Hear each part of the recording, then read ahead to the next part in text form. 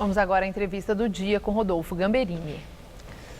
Nosso convidado hoje é Roberto Freire, deputado federal pelo PPS de São Paulo e presidente nacional do partido. Boa noite, deputado. Obrigado por estar aqui com a gente. Satisfação. Deputado, muito se ouviu falar, muito se discutiu, muito se noticiou a reforma política. E no final saiu uma reforma meia boca, né? Quais foram os progressos dessa reforma? Olha, o primeiro deles é evitar um desastre. Foi o menos já pior. foi. Porque a proposta inicial, o fundamento maior da reforma, eram duas.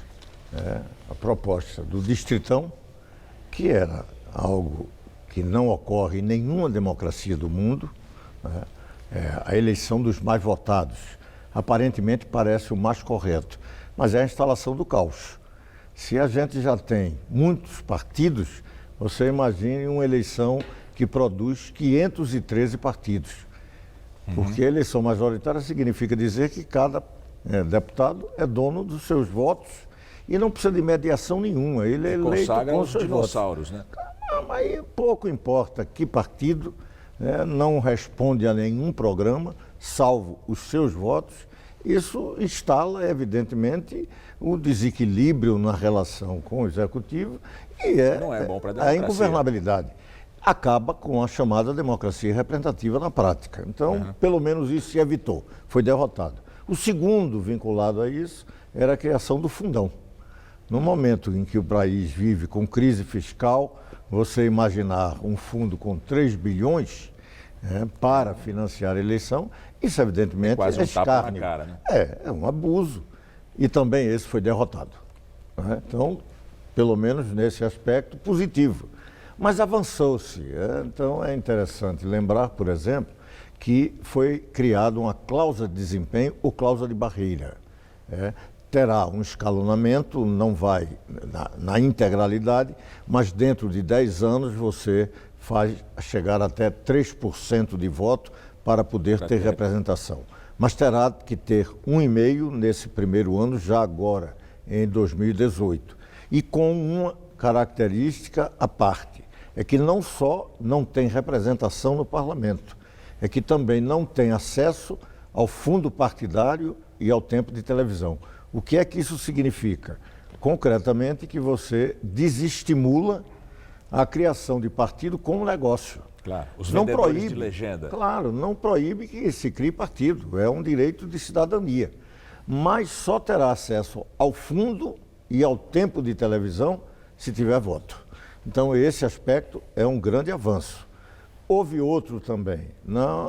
Para 2018, ainda vai ter a chamada coligação nas eleições proporcionais. Mas foi um acordo e funcionou, e a partir de 2020 não terá mais coligação no país. Ou seja, é um outro avanço.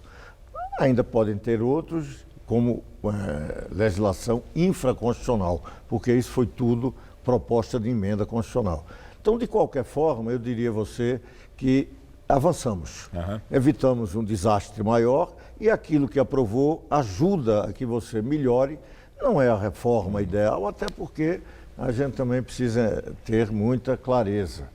Ter reforma ideal é muito difícil, são várias as ideias, são vários os projetos e você ter algum consenso é muito difícil. Você conversa com um, aí diz, mas eu não gostei disso, está bem, mas tem outro que gostou e tem outro que desgostou muito mais do que você. Essa é a sociedade democrática, pluralista e acho que nesse sentido nós tivemos até um resultado, até agora, melhor do que em outros momentos anteriores que tentamos reforma política eleitoral. Deputado, então, esse aspecto foi importante para o Congresso. A denúncia do presidente Michel Temer não teve quórum na Câmara para ser apreciada. Lida. Para ser lida agora. Para ser lida. O senhor estava lá na Câmara? Não, mas... O senhor não deu quórum? Não, eu não estava aqui em São Paulo, tinha um compromisso aqui. Vai ter quórum ou o presidente vai levar? Isso teve na outra também, porque como chega em final de semana, aí normalmente ninguém nem estava preparado. Até porque é um número pequeno para poder abrir e ler. São 52 deputados. É porque chegou tarde da noite, num final de semana, sem aviso prévio. Agora, a Então, denúncia...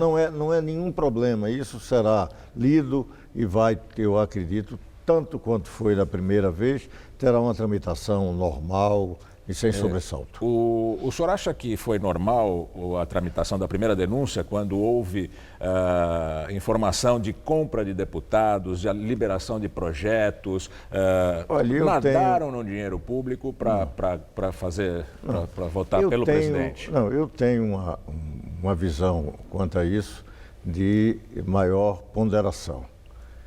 Nós conseguimos, no Congresso Nacional, criar as chamadas emendas impositivas. Então, a emenda parlamentar não está mais sob critério do Executivo. Ele não dá a quem quer. Isso era motivo Uma vinculação, né? de vinculação, uma pressão. O Executivo liberava para quem quisesse, utilizava exatamente para esse troca-troca, mas agora não. Agora é impositiva, não importa que o parlamentar, a oposição ou governo.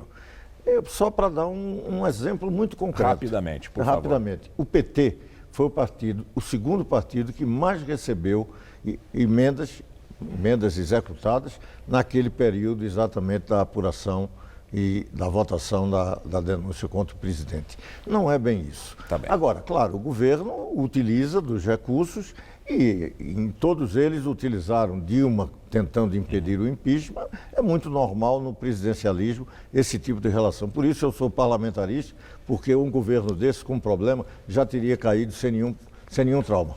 Tá bem. Muito obrigado, deputado, pela entrevista. Eu que agradeço com o a Jornal você. da Gazeta. Muito obrigado.